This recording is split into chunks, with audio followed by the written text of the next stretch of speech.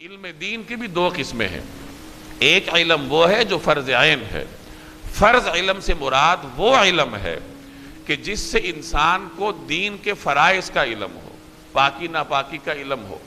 نماز کا علم ہو، روزے کا علم ہو، زکوٰۃ کا علم ہو، دین کی جو بنیادی چیزیں ہیں ان کے متعلق اس کو معلومات ہوں۔ ایک بات۔ دوسری بات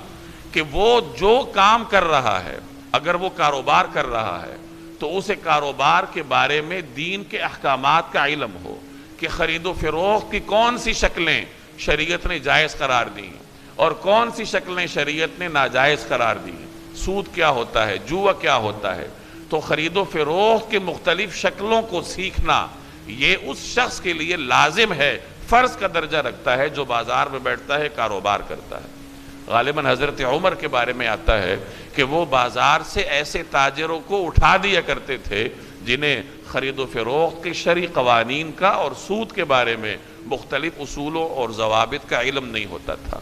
تو ایک تو دین کے جو مبادیات ہیں، پاکی اور ناپاکی، نماز روزے کے بارے میں، فرائض کے بارے میں جاننا، اور دوسرے نمبر پر دنیا کے جس پیشے سے آپ وابستہ ہیں اس پیشے کے حلال اور حرام کو جاننا، یہ ہر شخص کے اوپر لازم ہے۔ ایک آدمی اگر ملازم ہے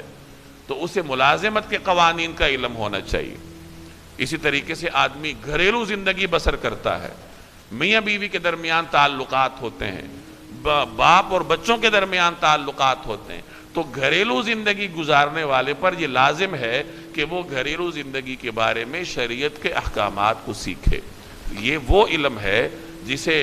فرض کہا گیا ہے، جسے علماء نے لازم قرار دی،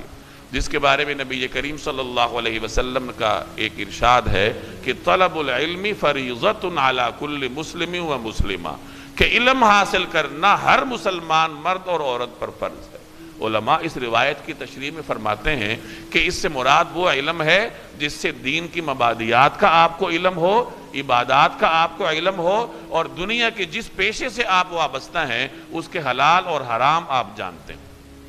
دوسرے نمبر پر علم وہ ہے جس کو فرض کفایہ کہا جاتا ہے۔